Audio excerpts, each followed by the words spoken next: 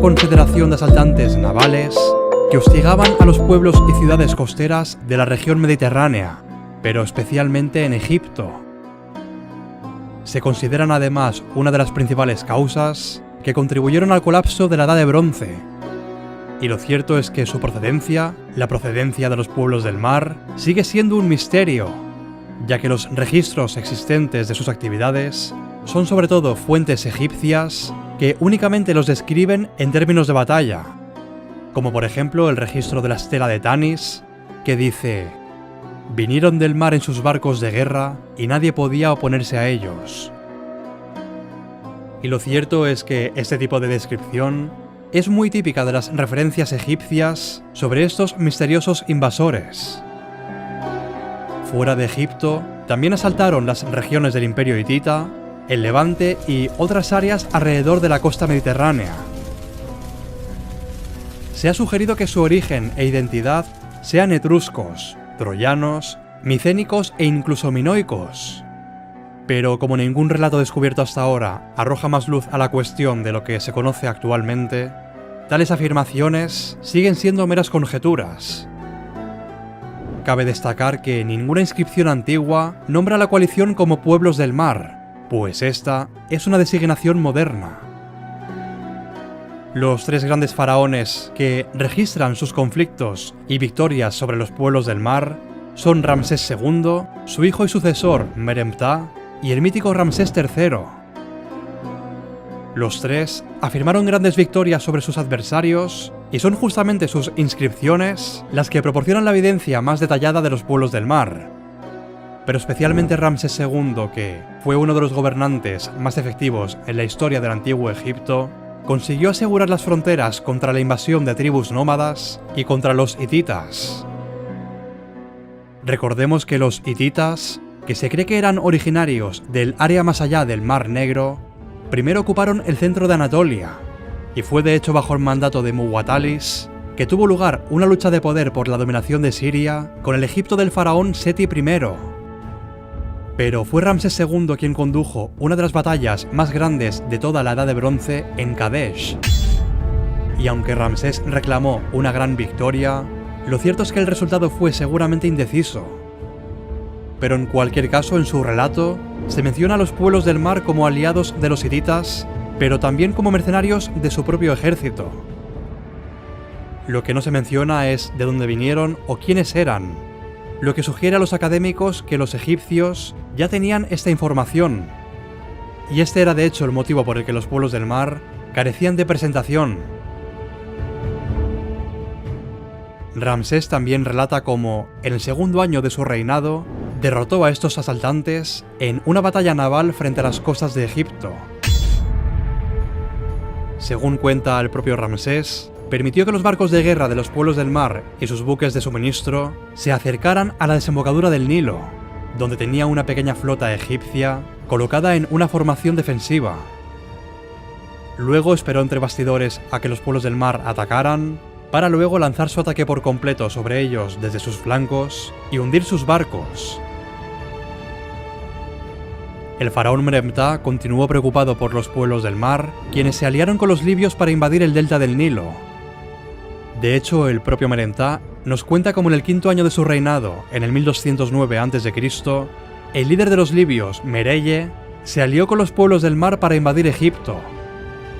Y de hecho se refiere a los aliados libios como provenientes de los mares del norte. Pero quienquiera que fueran, Meremtah los describe como adversarios formidables, y en las inscripciones en las paredes del templo de Karnak y en la estela de su templo funerario, se enorgullece de derrotarlos. Y en este punto, parece que los pueblos del mar buscaban establecer asentamientos permanentes en Egipto, ya que la fuerza invasora traía consigo decenas de enseres domésticos, así como herramientas de construcción. Meremtah, después de orar, ayunar y consultar a los dioses en materia de estrategia, se encontró finalmente con los pueblos del mar en el campo de Pi-Yer, donde una fuerza egipcia combinada de infantería, caballería y arqueros mató a más de 6.000 de sus oponentes y además se llevó a miembros cautivos de la familia real libia. El faraón reclamó la victoria completa, y las fronteras de Egipto volvieron a estar seguras. Además, para celebrar este gran hito, inmortalizó la historia en el templo de Karnak y también en la famosa y mítica estela de Meremtah, la cual se encuentra en su templo funerario en Tebas. Siglos más tarde, durante el reinado del faraón Ramsés III, los pueblos del mar atacaron y destruyeron el puesto comercial egipcio en Kadesh para acto seguido intentar de nuevo una invasión de Egipto. Comenzaron su ofensiva con rápidas incursiones a lo largo de la costa antes de dirigirse hacia el delta, donde el faraón los derrotó en el 1180 a.C.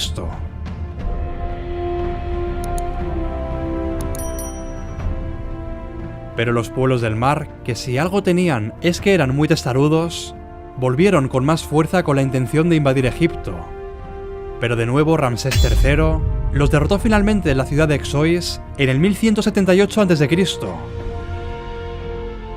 Los registros egipcios, nuevamente, nos muestran una victoria gloriosa en la que muchos enemigos de los pueblos del mar fueron masacrados, mientras que otros fueron llevados cautivos y forzados para ser parte de las fuerzas egipcias o simplemente vendidos como esclavos. Pero a pesar de que Ramsés III salvó a Egipto de la conquista, la guerra fue tan cara que agotó la tesorería real, por lo que las construcciones de tumbas en el pueblo de Set Ma'at no pudieron ser pagadas. Y esto llevó a la primera huelga laboral en la historia, en la que los trabajadores dejaron sus puestos y se negaron a volver hasta ser compensados por completo. Tras la derrota por Ramsés III, los pueblos del mar simplemente dejan de existir, por lo que a día de hoy nadie se pone de acuerdo sobre quiénes eran realmente. Pero lo que sí que es seguro es que los egipcios los conocían bien, tanto que ni siquiera requerían presentación en los relatos.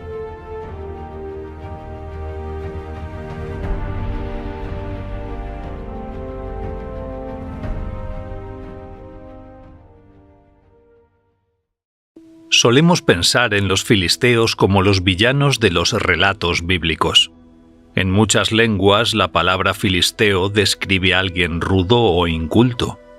En inglés, por ejemplo, filistín se usa para referirse a una persona insensible o sin cultura, pero pocos recuerdan que en su época sus ciudades estaban entre las mayores, que su cultura era compleja y avanzada y que en tecnología y organización superaban ampliamente a sus vecinos. Así que intentemos desenterrar la verdad que lleva 27 siglos bajo el polvo del olvido. En la última edad del bronce, Egipto mantenía un control firme sobre Canaán. Ciudades como Asdod, Ascalón y, sobre todo, Gaza, funcionaban como fortalezas clave que aseguraban el dominio egipcio sobre la región y sobre las rutas comerciales que la atravesaban. Por allí pasaba prácticamente el único corredor terrestre que unía Mesopotamia con Egipto. Era la última parada de las caravanas antes de llegar al delta del Nilo, y también un punto natural de escala para los barcos que navegaban hacia el sur bordeando la costa. Todo esto proporcionaba enormes beneficios a Egipto. Pero hacia finales del siglo XIII y comienzos del XII a.C., una gran catástrofe sacudió el Mediterráneo oriental. El imperio hitita, que había gobernado Anatolia durante siglos, desapareció sin dejar rastro. Los palacios micénicos ardieron en Grecia. En Siria, decenas de ciudades fortificadas fueron destruidas o abandonadas en el lapso de una sola generación. El análisis de polen en los estratos arqueológicos muestra que hacia 1250 a.C. la región sufrió una sequía devastadora, una crisis climática que desencadenó el colapso en cadena de varias civilizaciones desde Grecia hasta Gaza. Del caos de aquellos tiempos surgieron los llamados pueblos del mar, un conjunto diverso de grupos tribales. Eran migrantes que huían del colapso generalizado, la ruina y el hambre. El primer contacto registrado entre Egipto y estos pueblos ocurrió en 1208 a.C., cuando el príncipe libio Merjei formó una alianza con varios de ellos, como los Aquewasa, Luca, Shekelesh, Tursha y Shardana, e invadió territorio egipcio. Meremptah reunió a su ejército, derrotó a los invasores y capturó a muchos prisioneros. Los habitantes del sur de Canaán intentaron aprovechar la inestabilidad egipcia. Se rebelaron y expulsaron a las guarniciones del faraón. Meremptah respondió de inmediato. Emprendió una campaña militar en Canaán y dejó la región arrasada.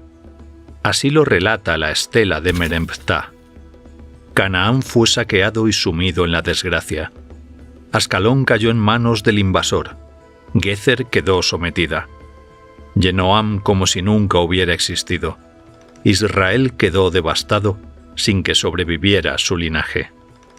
La gran oleada de los pueblos del mar llegó a Egipto durante el reinado de Ramsés III.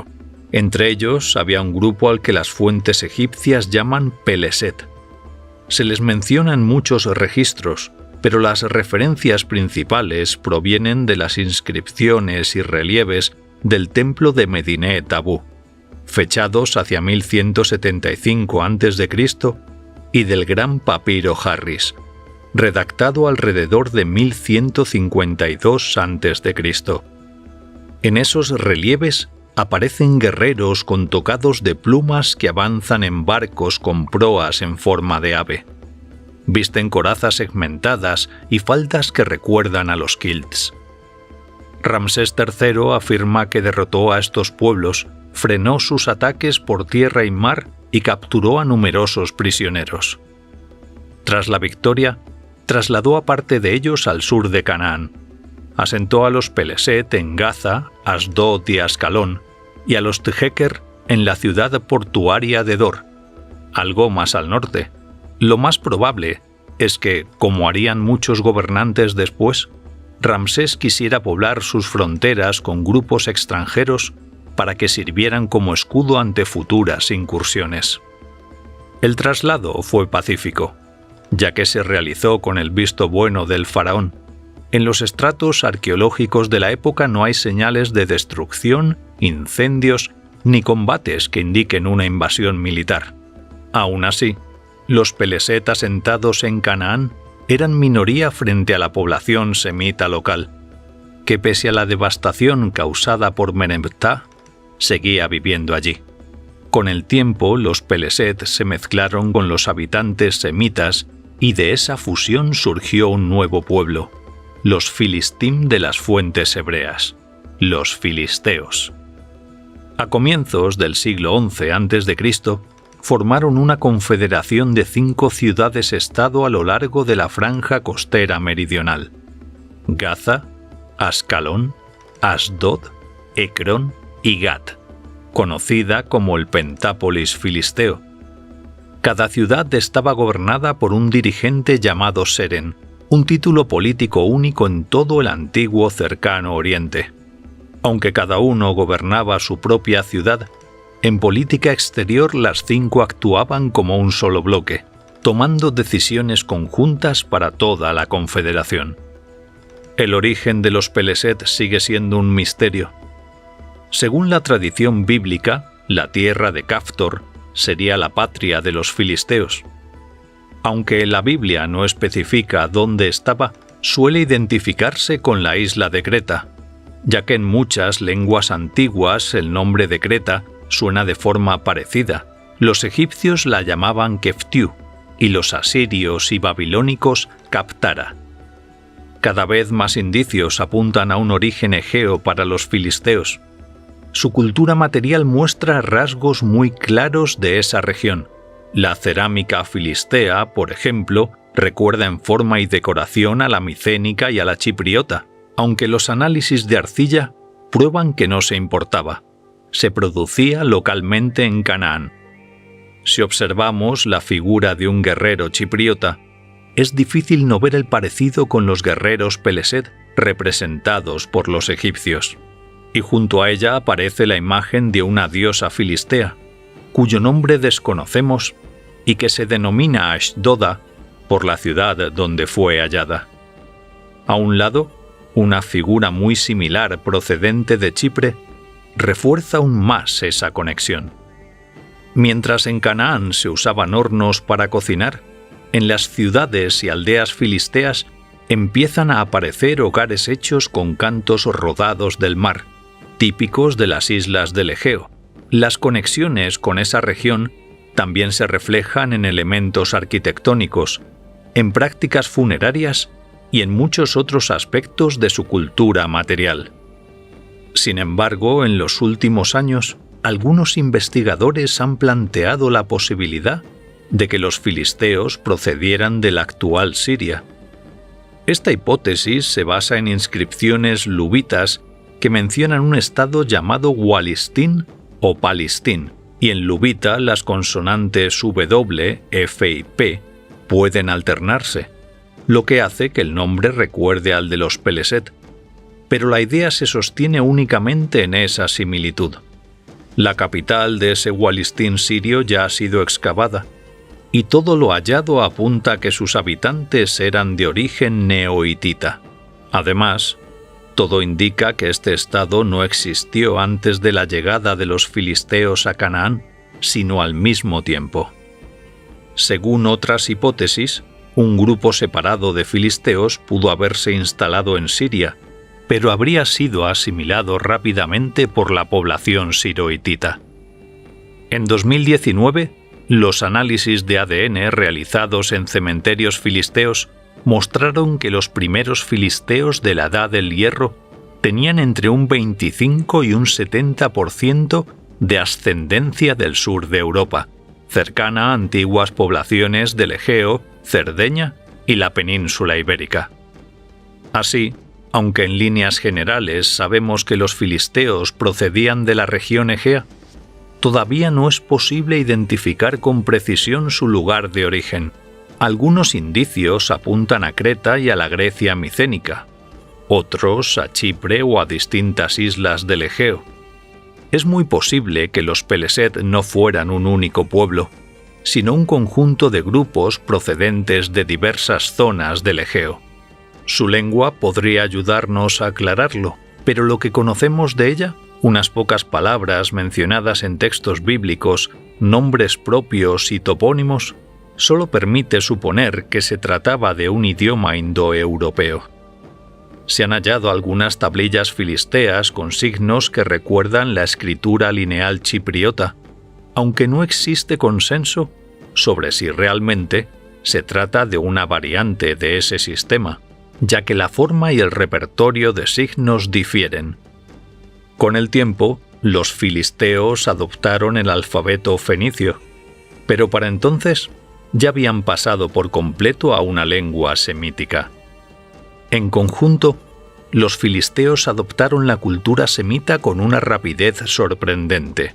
Apenas 2 siglos después de su llegada, hacia el 1000 a.C., el rastro genético europeo desaparece por completo de los enterramientos filisteos.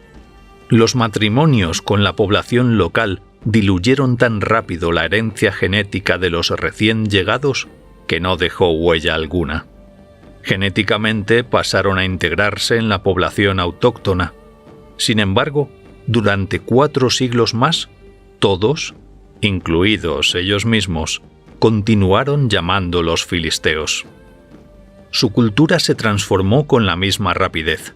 En el mundo egeo del que procedían, la religión estaba centrada en divinidades femeninas, las tradiciones de la gran diosa, como muestran las figurillas características halladas también en asentamientos filisteos, especialmente en Asdod. Pero ya en el siglo XI a.C., ese panteón femenino casi había desaparecido, sustituido por los dioses cananeos. La principal deidad pasó a ser Dagón, antiguo dios del grano al que los amorreos veneraban en Siria desde al menos el siglo XXIII a.C. Grandes templos dedicados a Dagón se alzaban en Gaza y Asdod. En Ecrón se rendía culto a Baal Zebub. Los filisteos también veneraban a Astarte, Anat y otras divinidades semíticas occidentales. Al principio, Las ciudades-estado filisteas reconocían la autoridad de Egipto y le pagaban tributo. Pero hacia mediados del siglo XI a.C., Egipto entró en una etapa de inestabilidad, fragmentación y guerras internas. Los egipcios dejaron de supervisar Canaán y los filisteos aprovecharon el momento para liberarse del dominio egipcio. Sus principales adversarios eran los israelitas, que vivían al norte y al este, y probablemente también los amalecitas y los edomitas, cuyos territorios se extendían al sur de Filistea. De los conflictos con amalecitas y edomitas sabemos muy poco, mientras que las guerras contra los israelitas están ampliamente recogidas en la tradición bíblica. En un principio, los israelitas eran un conjunto de grupos subétnicos, lo que la Biblia describe como las 12 tribus de Israel. Durante los primeros siglos, los filisteos tuvieron una ventaja clara sobre los hebreos. La primera razón era su cohesión interna. Actuaban como un frente unificado, mientras que cada tribu israelita actuaba por su cuenta. Como afirma el libro de los Jueces, en aquellos días no había rey en Israel. Cada uno hacía lo que bien le parecía. La Biblia incluso relata casos en los que una tribu israelita se alió con los filisteos contra otra. La segunda gran ventaja filistea era tecnológica. Fueron el primer pueblo de Canaán en utilizar armas de hierro de manera generalizada, una tecnología que probablemente trajeron consigo. En los yacimientos arqueológicos se han encontrado numerosas armas filisteas de hierro, espadas, puntas de lanza, hachas, además de herramientas. Todo indica que durante un tiempo existió entre los filisteos una prohibición de vender armas de hierro a las tribus semitas locales. La Biblia menciona que los reyes David y Salomón llevaban espadas de hierro como símbolo de su alto estatus. Con el paso del tiempo, el conocimiento sobre la fundición y el trabajo del hierro se extendió por todo el cercano Oriente, y los israelitas también adoptaron su uso de forma generalizada. Estas ventajas hicieron que, en general, las batallas contra los israelitas resultaran favorables para los filisteos. Las tribus de Israel quedaron sometidas a su dominio. En una de las guerras, según la Biblia, los filisteos incluso capturaron la principal reliquia israelita, el Arca de la Alianza, aunque más tarde tuvieron que devolverla. Sea como sea, las fronteras de Filistea se expandieron hacia el este y en muchas ciudades hebreas aparecieron gobernadores filisteos. La superioridad filistea comenzó a desvanecerse hacia el año 1000 a.C. Agobiadas por el yugo filisteo, las tribus de Israel empezaron a unirse bajo una sola autoridad y surgió su primer rey, Saúl, que ya combatió contra los filisteos con resultados mucho más equilibrados. A este periodo pertenece la célebre historia de David y Goliat.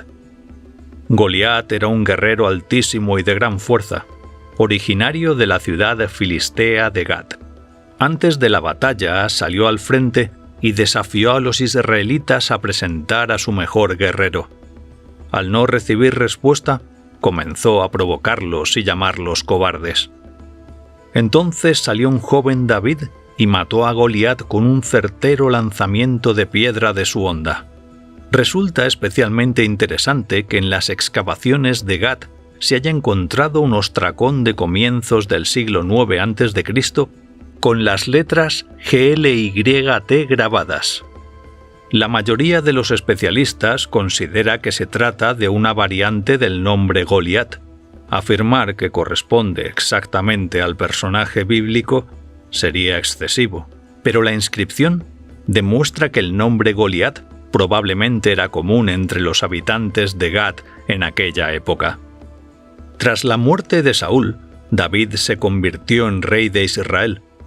Es significativo que incluso antes de subir al trono, cuando aún huía de la persecución de Saúl, David se refugiara entre los filisteos, entrara a su servicio y que ya como rey siguiera contando con mercenarios filisteos en su guardia personal. Como monarca, David infligió varias derrotas importantes a los filisteos. La arqueología muestra que Ecrón y Gat fueron destruidas a mediados del siglo IX a.C. Estas derrotas desmantelaron el antiguo sistema político. En lugar de los serenes que gobernaban de forma colegiada, cada ciudad filistea pasó a funcionar como un reino independiente y dejó de coordinarse con las demás. La catástrofe militar provocó una reconfiguración política. Aún así, pese a los reveses, las ciudades filisteas conservaron su independencia, aunque quedaron obligadas a pagar tributo a David y más tarde a su sucesor, Salomón. Cuando hacia 930 a.C. el reino unificado se dividió en Israel y Judá, las ciudades filisteas recuperaron su autonomía y mantuvieron frecuentes conflictos fronterizos con ambos estados. En 843 a.C., los filisteos, aliados con grupos árabes, incluso conquistaron y saquearon Jerusalén, la capital de Judá. Aún así, fue en esta época cuando comenzó el declive de Filistea, coincidiendo con la Edad de Oro de Fenicia. Los fenicios asumieron el control del comercio marítimo, lo que redujo la importancia de los puertos filisteos. Las ciudades de Jafá y Dor pasaron a estar bajo dominio fenicio. Y luego llegaron los asirios. En el 735 a.C., Tiglat-Pileser, tras consolidar su poder con campañas victoriosas en Anatolia, Urartu y Media, dirigió su atención a las ricas ciudades y reinos de la costa cananea. Surgió entonces una amplia coalición anti-asiria integrada por el rey de Damasco, Rezín, las ciudades fenicias encabezadas por Hiram de Tiro, varias tribus árabes, el reino septentrional de Israel y también las ciudades filisteas de Gaza y Ascalón. El único que se alineó con Asiria fue el rey de Judá, Ahaz. Las campañas se prolongaron varios años y culminaron con la derrota del reino arameo y la caída de su capital, Damasco, en manos de los asirios. La victoria de Tiglat-Pileser fue tan rotunda que el resto de los aliados depusieron las armas. Las ciudades-estado filisteas también se rindieron y pasaron a ser vasallas de Asiria. El único rival de peso para Asiria era Egipto, que para entonces había superado su crisis interna, pero Egipto prefería mantener un cinturón de estados cananeos. Israel, Judá y las ciudades de Filistea como zona de amortiguación entre él y la poderosa y agresiva Asiria. Durante los 2 siglos siguientes se repitió el mismo patrón una y otra vez.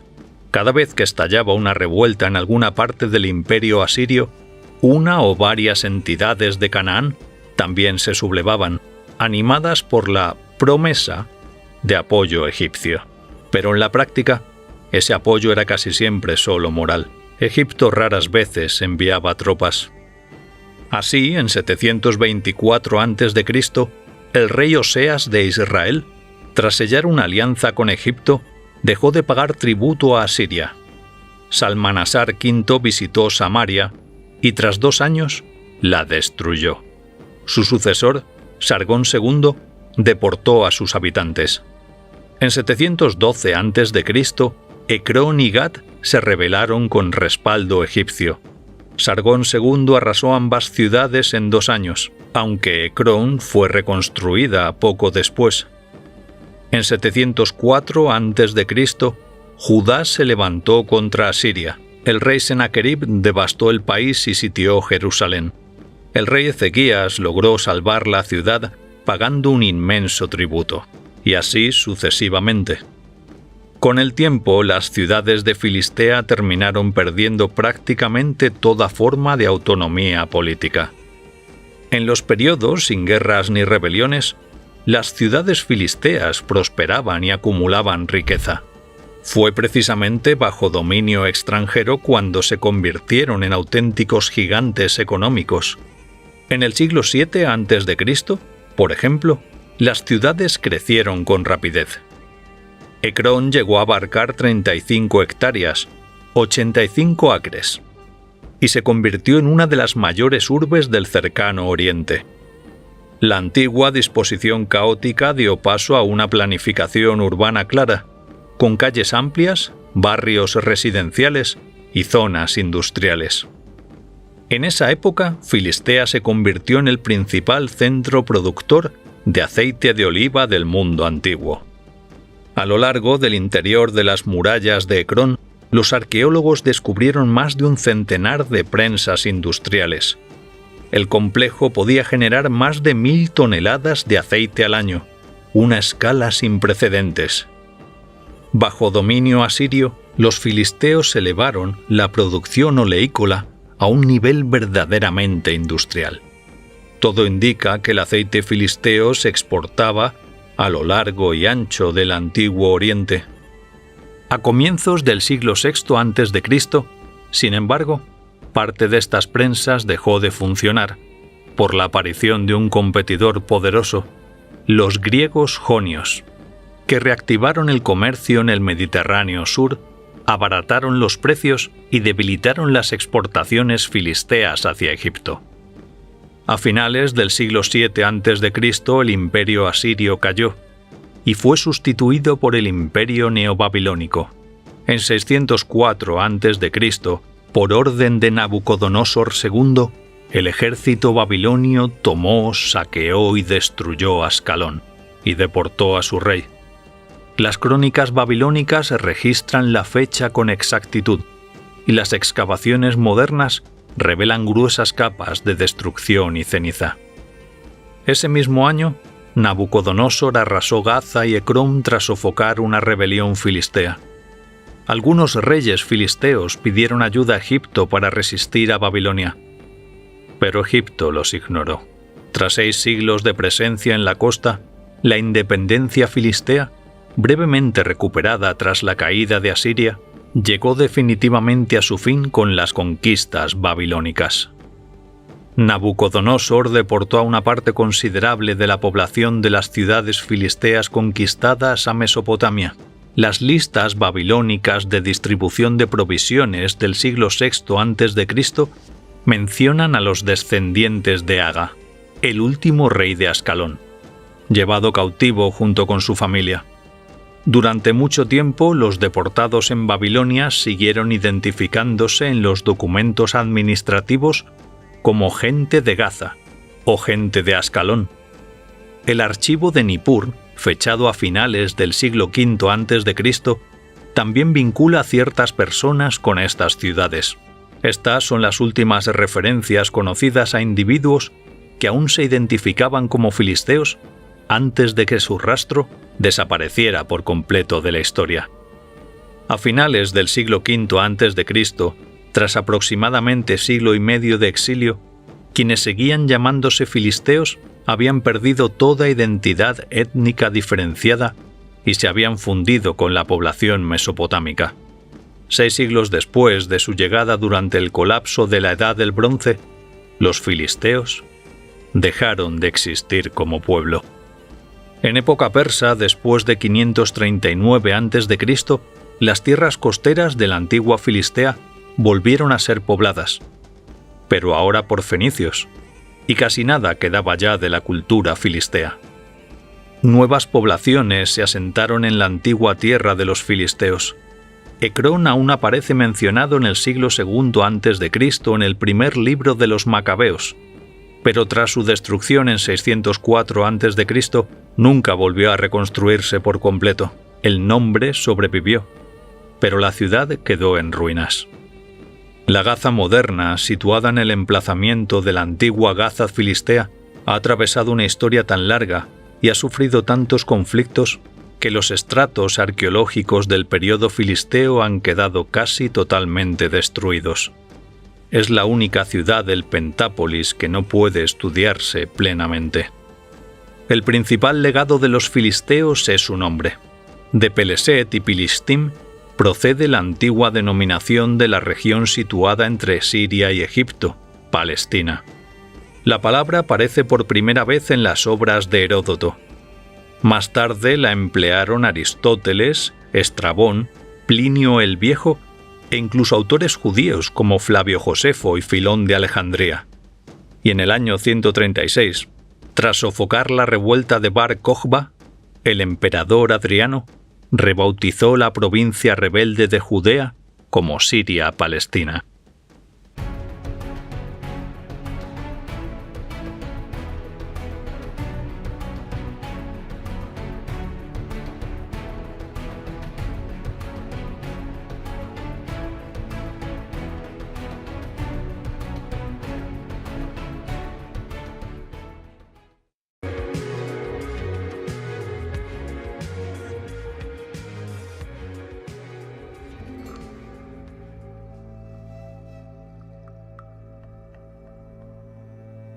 Quiero hablar un poco sobre los pelasgos, donde se habla sobre la ausencia de la luna en aquellos tiempos.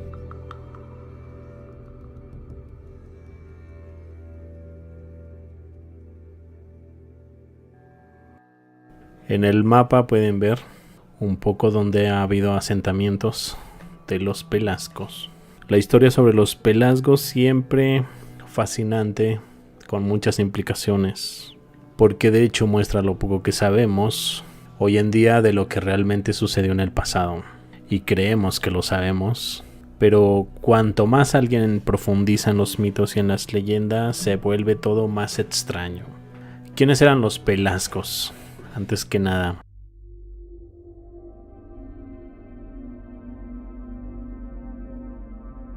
hay varias citas sobre ellos, sobre este nombre Pelasgos, del griego antiguo pelaskoi, utilizado por escritores griegos clásicos para referirse ya sea a los predecesores de los griegos o a todos los habitantes de Grecia antes del surgimiento de los griegos.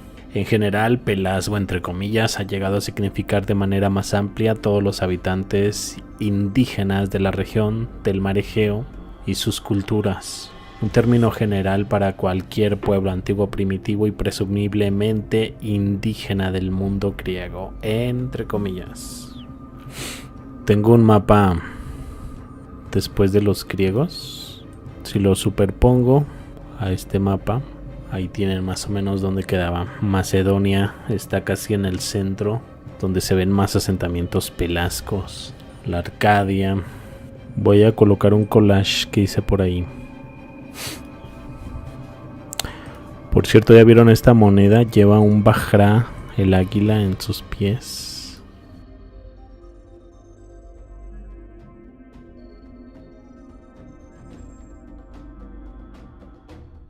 Uno de los poetas griegos que los describe es Homero. Él los describe en la Ilíada. Había pelasgos en ambos bandos en la guerra de Troya. En la sección conocida como Catálogo de Troyanos, se los menciona entre las ciudades helespónticas y los tracios del sureste de Europa, es decir, en la frontera helespóntica de Tracia. Homero llama a su ciudad o distrito Larisa, más propiamente. De hecho, aparecía en el mapa. No le di mucha importancia hace poco, pero vamos a remarcarla. Tengan en cuenta, Larisa estaba más propiamente donde se ubica Macedonia. La Ilíada también se refiere al campamento en Grecia, específicamente en Argos Pelasgikon, que probablemente sea la llanura de Tesalia, cerca de Macedonia, otra vez. Y a Zeus Pelásgico, que vive y gobierna Dodona. ¿Será que vendrá algo en la wiki sobre Larisa? Se han encontrado restos paleolíticos en la región. Su fundación se atribuye a Acrisio, según la mitología griega, rey de Argos, hijo de Abante y Aglaya, que es brillante. Mantuvo una lucha constante con su pueblo gemelo Pretón. La lucha se inicia en el vientre de su madre y duraría toda la vida. Fruto de estas luchas es la invención del escudo. Su nombre es Pelásgico. Que dice Pelásgico se entiende a una o varias lenguas hipotéticas, presumiblemente no indoeuropeas habladas en Grecia, no del Indo. antes de la llegada a la península griega de los pueblos indoeuropeos al principio del tercer milenio a.C. A veces se usa el término lenguas pelasgicas. Son anteriores a los pueblos indoeuropeos o griego. Estaba a un lado de Homérica, ciudad de Argisa. De hecho ahí se ve su ubicación, Larisa, Macedonia. Monedas de Larisa. En torno a la década del 390 a.C., Larisa era una de las ciudades tesálicas aliadas de Beocia. Alejandro II de Macedonia, que había sido llamado por los propios lariseos con el fin de hacer frente común contra Alejandro de Feras, se apoderó de Larisa en el 369 a.C. Bueno, ya tenemos una referencia de dónde está ubicada Larisa. Vean, esta águila en esta moneda tiene el típico trueno de Zeus, tan muy similar al Bajra. Y a la izquierda ese hombre, no sé si sea un Zeus o un rey. Creo que la wiki tenía la descripción. Déjenme reviso la moneda. Acuñación de Tesalia, posiblemente del rey Olacrates, con retrato de Aleguas. En el anverso, la cabeza de Aleguas mirando ligeramente a la izquierda, con casco cónico. Aleu a la derecha, Labris detrás. Águila de pie a derecha, cabeza a izquierda, sobre un rayo. Un Bajra, se parece mucho. Ella a la izquierda, Larisaya a la derecha, Tesalia. Larisa en el 370-360 a.C. Sí, viene directo de esta ciudad. Asio de Samos, griego antiguo, describe a Pelasgo como el primer hombre nacido de la tierra. Este relato ocupa un lugar central en la construcción de una identidad arcada autóctona duradera en el periodo clásico. En un fragmento citado por Pausanias, Asius describe al héroe fundacional de los grupos étnicos griegos como Pelasgo divino, a quien la tierra negra abandonó. Pelasgo divino a quien la tierra negra abandonó. Curioso. Voy a colocar por ahí una de varias leyendas que tiene este pueblo. Tiene varias muy interesantes que ya iré analizando poco a poco.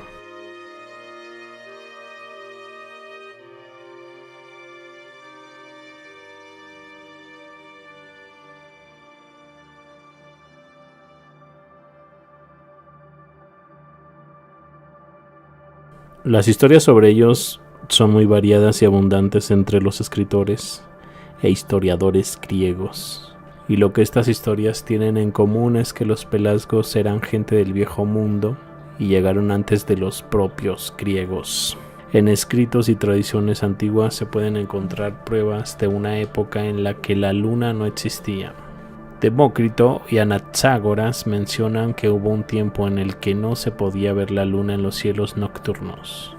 Al describir la historia de la región griega de Arcadia, Aristóteles describe que los pelasgos vivieron en la zona desde tiempos muy antiguos en una época en la que la luna no existía.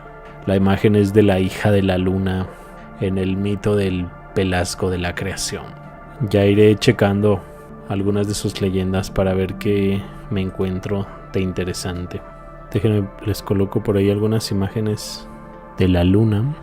Bueno, simplemente puedo usar esta y voy a añadir por ahí otra. Apolonio de Rodas menciona algo similar.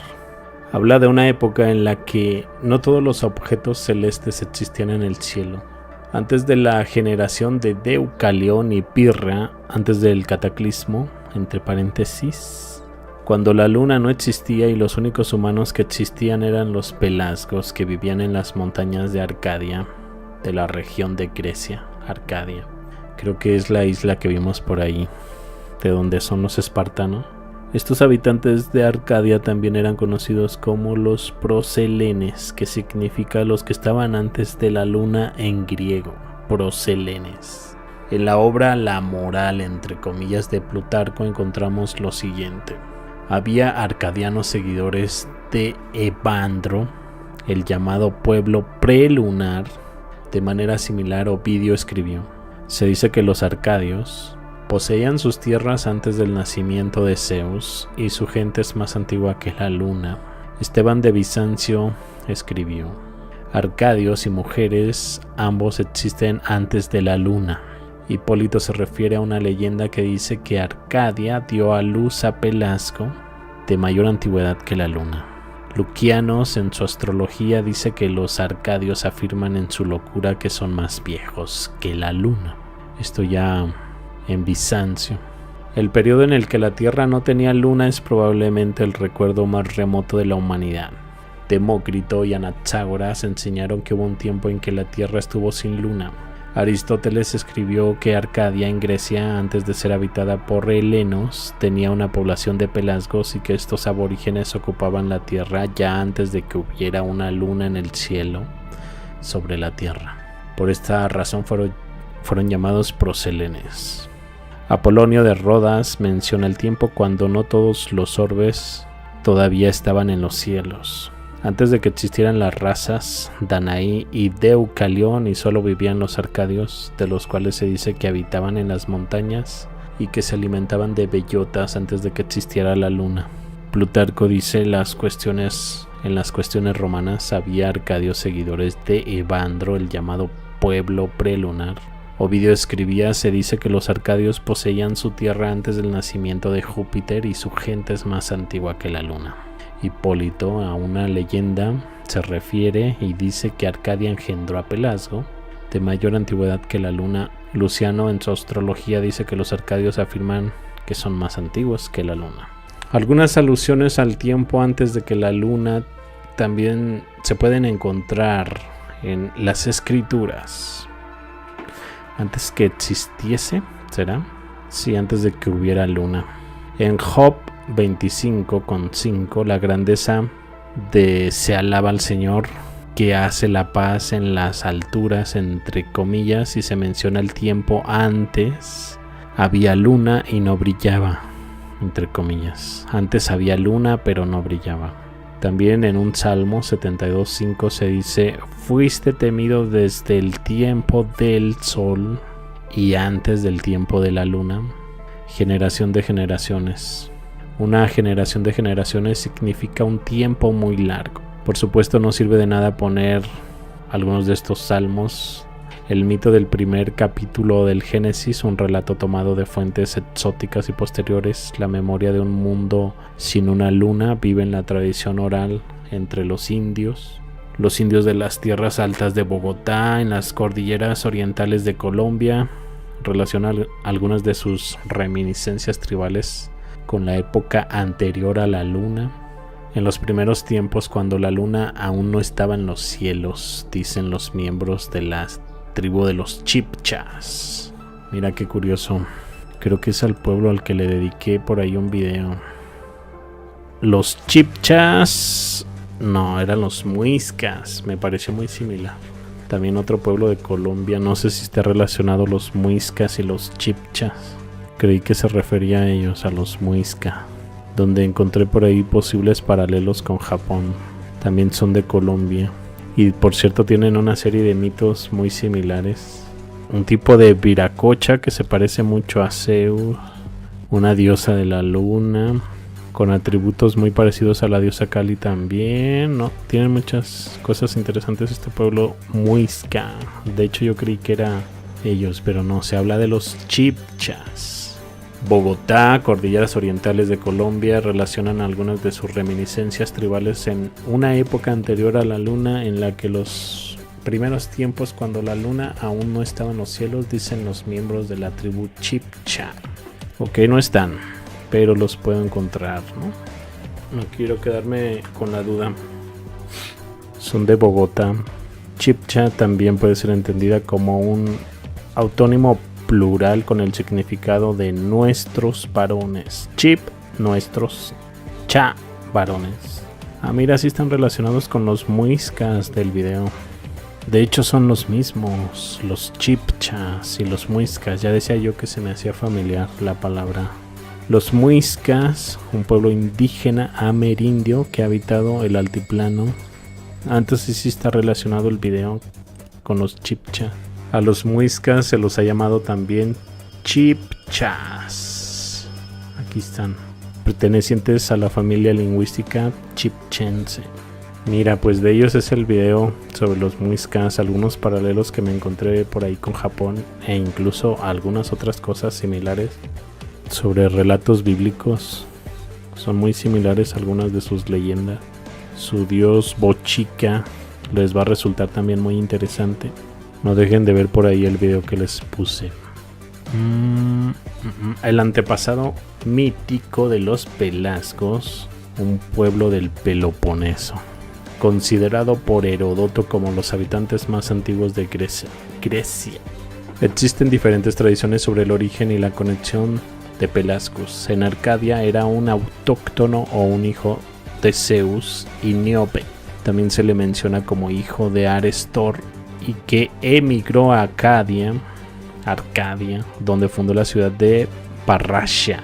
En Argos se le consideraba hijo de Triopas y Zois y hermano de Iasus, Agenor y Xanthus, o hijo de Foroneus. Se dice que incluso fundó la ciudad de Argos en el Peloponeso, que enseñó agricultura al pueblo y que recibió a Deméter en sus viajes en Argos.